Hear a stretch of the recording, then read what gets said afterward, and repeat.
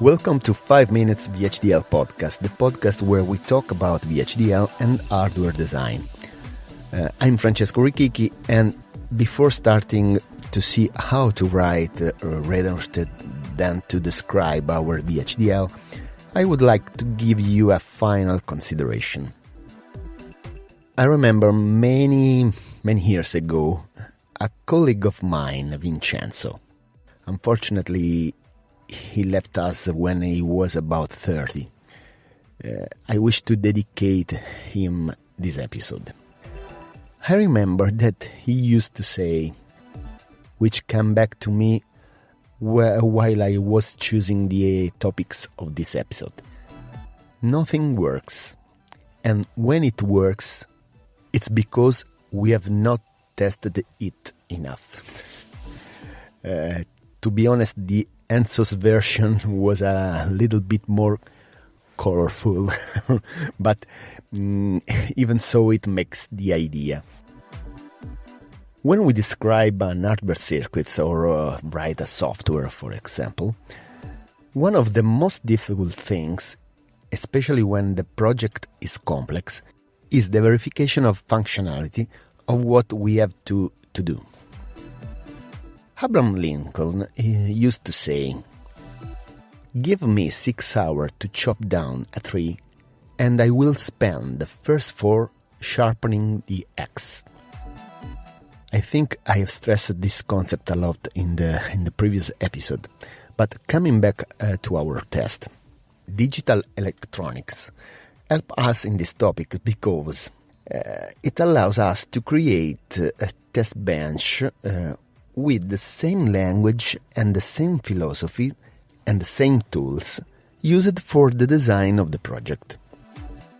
We will see many examples in the future. Now I just want to introduce the concept. Compared to an analog project, we have the possibility to create a test environment that can generate all the stimuli to our project to be tested in a unique and precise way. One of the reasons why electronics has moved from analog to digital is this. It is more deterministic than analog version, and it is simpler to model, to design, to verify, and at least to debug. In one of the first episodes, we talked about a vending machine. For instance, suppose we have to design a payment section of a vending machine.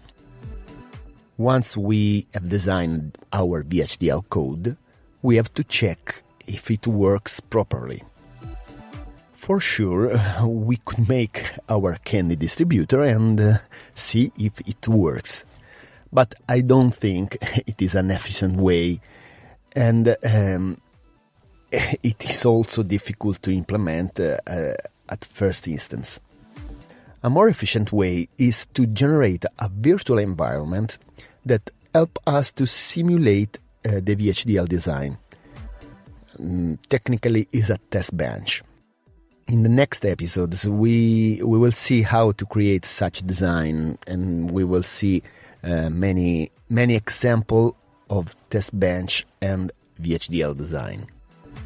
In the last episode, I forgot to say that if you want to contact me, you can do it by emailing me at podcast@surf-vhdl.com.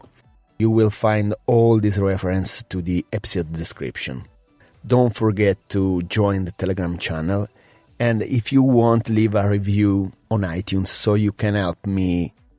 So you will help me to share this podcast. See you in the next episode, and ciao.